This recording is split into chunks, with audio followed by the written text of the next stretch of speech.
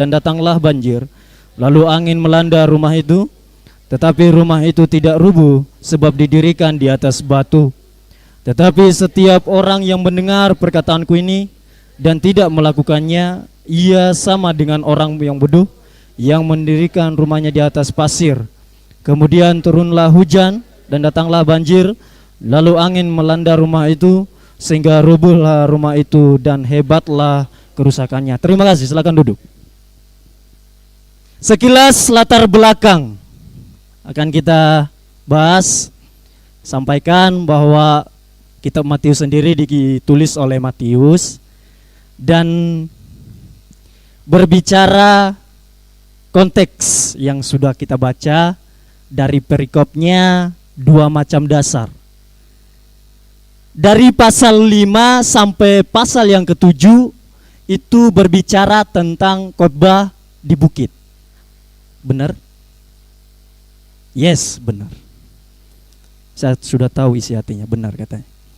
Oke, jadi kita lanjut bahwa kalau kita lihat di perjanjian lama, dalam Imamat 26 pasal 1 ayat 46, di situ ada berkat dan kutuk pada masa Musa.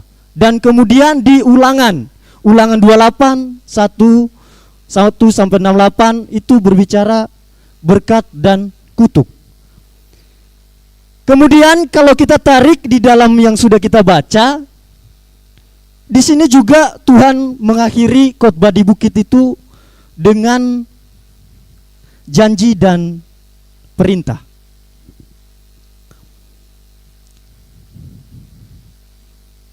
Ketika Yesus mengajar di bukit, dia menyampaikan pengajaran-pengajaran bagaimana hidup sebagai orang Kristen pada umumnya. Kemudian timbul masalah. Pada akhirnya dia berikan sebuah perumpamaan, yaitu yang sudah kita baca. Masalahnya apa? Ketika Yesus mengajar, ketika Yesus menyampaikan kebenaran, menyampaikan kepada jemaat-jemaat, bahkan orang-orang yang mengikutinya pada saat itu, dia mengakhiri dengan berkata bahwa setiap orang yang mendengar perkataanku ini, kita telah perkataanku ini dalam arti bahwa ada perkataan Yesus yang sebelumnya, ada perkataan Yesus di ayat-ayat yang sudah sebelumnya, bukan hanya beberapa ayat saja, tetapi perkataan Yesus yang dari pasal 5 sampai pasal yang ke-7. Dan bisa kita katakan untuk kita, kehidupan untuk orang Kristen bukan hanya berhenti pada saat ayat ini. Artinya ketika kita mendengar firman Tuhan, bahkan bukan hanya sekarang, di kemudian hari, nanti, di sini, hari ini, besok, kemudian hari, kita akan mendengar firman Tuhan. Artinya kita bukan hanya sekedar mendengar, artinya kita juga harus melakukan. Amin.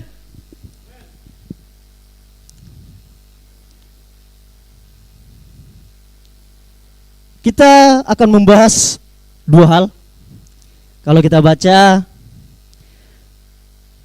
di ayat 24 sampai 25, setiap orang yang mendengar perkataanku ini dan melakukannya, ia sama dengan orang yang bijaksana. Orang yang bijaksana yang mendirikan rumahnya di atas batu, kemudian turunlah hujan dan datanglah banjir dan lalu angin melanda rumah itu, tetapi rumah itu tidak rubuh sebab didirikan di atas batu. Tetapi setiap, lanjut di 26 sampai 27, tetapi setiap orang yang mendengar perkataanku ini dan tidak melakukannya, ia sama dengan orang yang bodoh yang mendirikan rumahnya di atas pasir. Kemudian turunlah hujan dan datanglah banjir, lalu angin melanda rumah itu sehingga rubuhlah rumah itu dan hebatlah kerusakannya. Kita berbicara di situ ada kata orang bijaksana. Orang bijaksana. Di dalam bahasa Yunaninya itu prominos. Yang kalau kita lihat artinya bahwa orang yang cerdas, orang yang berakal. Kemudian antonimnya. Bicara antonim, ngerti ya? Antonim dan sinonim. Antonim itu lawan kata. Kalau sinonim persamaan. Jadi orang yang bodoh di ayat yang 26. Orang yang bodoh. Di situ di dalam bahasa Yunaninya itu, dalam bahasa aslinya itu moros, yang diterjemahkan menjadi kasar, orang tolol. Orang yang tidak memiliki akal. Orang yang hanya pikirannya itu jangka pendek, tidak memiliki prinsip yang kuat. Kita lihat persamaannya. Kita lihat persamaannya bahwa kedua orang ini sama-sama mendirikan rumah. Mendirikan sebuah rumah bukanlah hal yang mudah. Bukanlah hal yang mudah, artinya ada proses. Ada sesuatu yang dilakukan setiap orang yang mendirikan rumah. Ada dasar. Di sini kita berbicara tentang dasar yang kokoh, yaitu iman yang kokoh di dalam Kristus Yesus. Jadi kita lihat diri kita nih. Kita berada di mana ini? Kita orang bijaksana atau orang bodoh? Berbicara tentang dasar, di situ di perikopnya dua macam dasar. Dasar artinya suatu fondasi yang kuat untuk bisa berdirinya tingkat-tingkat selanjutnya. Artinya ada dasar yang kuat terlebih dahulu, baru bisa berdirinya suatu bangunan-bangunan yang lebih tinggi kembali. Saya teringat pada saat bapak saya ketika liburan kemarin bulan Juni sampai Juli, saya teringat ketika bapak saya itu mendirikan sebuah pondok di sawah untuk jaga burung, jaga burung-burung di udara maksudnya. Nah, ketika dibangun ini cuma pondok kecil. Bapak saya tuh menggali dalam sekali untuk mendirikan tiang. Kemudian di dasarnya itu dikasih batu. Saya bertanya, sudah digali, ngapain lagi kasih itu batu? Katanya biar kuat, supaya tidak ke bawah angin. Kalau misalnya tidak ada batu, kalau misalnya tidak digali, hanya ditaruh begitu saja, maka dengan gampangnya rusak, dengan gampangnya akan dibawa angin. Begitu pula dengan kehidupan kita. Kehidupan kita orang Kristen, kita sudah lama ini, apalagi kita yang teologi, yang belajar pendidikan agama Kristen, tiap hari ibadah, chapel, mendengarkan firman Tuhan. Tapi pernah sadar bahwa ketika kita mendengar, apakah kita lakukan dalam kehidupan kita? Yesus mau ketika dia berfirman, berdoa, berarti kita berdoa. Mengampuni, berarti kita mengampuni. Jangan menghakimi, berarti jangan menghakimi. Jangan memfitnah, berarti jangan memfitnah. Kita lakukan. Tapi seringkali kita temukan banyak orang Kristen,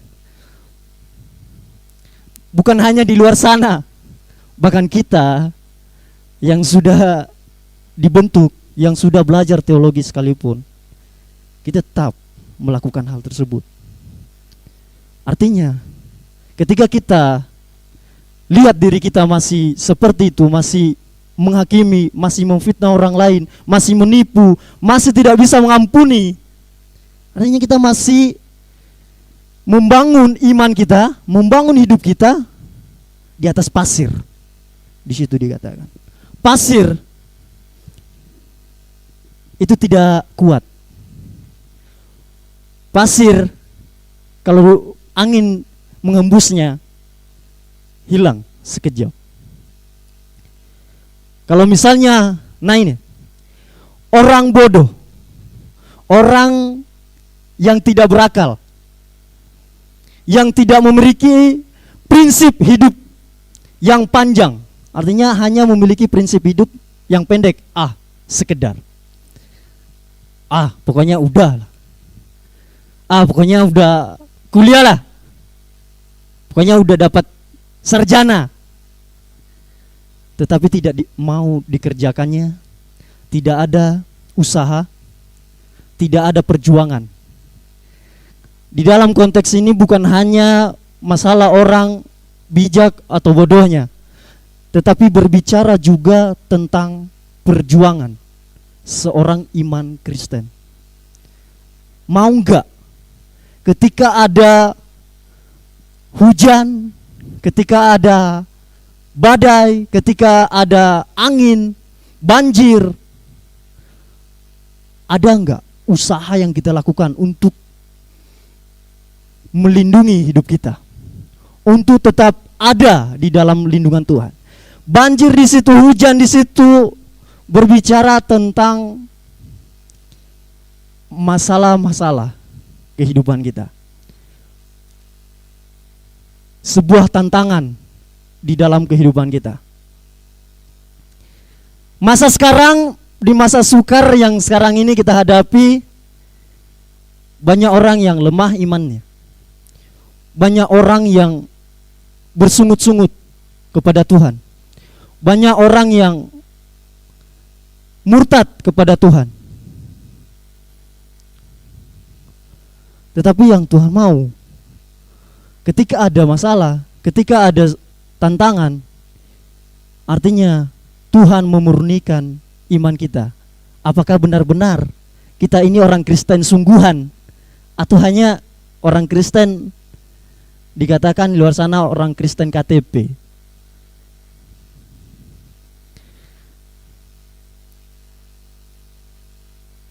Di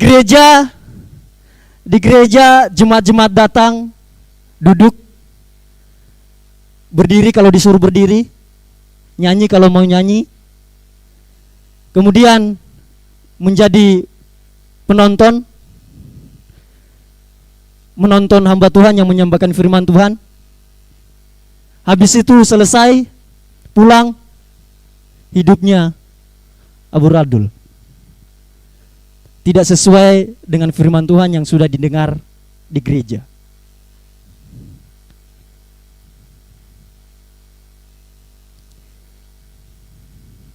Artinya orang yang seperti itu, dia masih mendirikan kehidupannya atau imannya di atas pasir.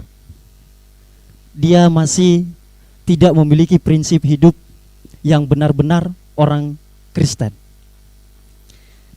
Saya tertarik dengan seorang ahli, Edwin Louis Cole. Dia mau berkata seperti ini: membangun hidup rohani di atas pasir tidaklah mungkin, sebab tidak akan ada tempat untuk dapat tahan berdiri apabila saat-saat sulit datang. Kualitas hidup akan teruji pada saat menghadapi tantangan, dan disitulah kelihatan karakter orang yang sesungguhnya. Amin. Teman-teman, saudara, ada dua hal yang kita tanamkan dalam hati kita ketika kita mendengar dan tidak melakukan firman Tuhan. Maka fondasi atau imannya rapuh, tidak tahan, cepat rusak. Kemudian yang kedua, mendengar dan melakukan, fondasi atau dasarnya kuat. Kuat di dalam Kristus Yesus. Artinya kita membangun hidup kita di dasar Kristus.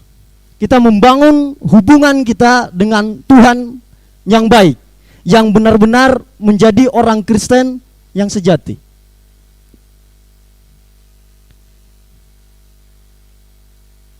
Jangan sampai kita yang sudah sekolah teologi menjadi hamba Tuhan, pendeta, pendidikan agama Kristen, tetapi ketika kita tampil di luar sana, ketika kita tampil menjadi mengajar atau menyampaikan firman Tuhan, tapi kita kehidupannya dinilai jelek oleh banyak orang. Kesimpulannya, mari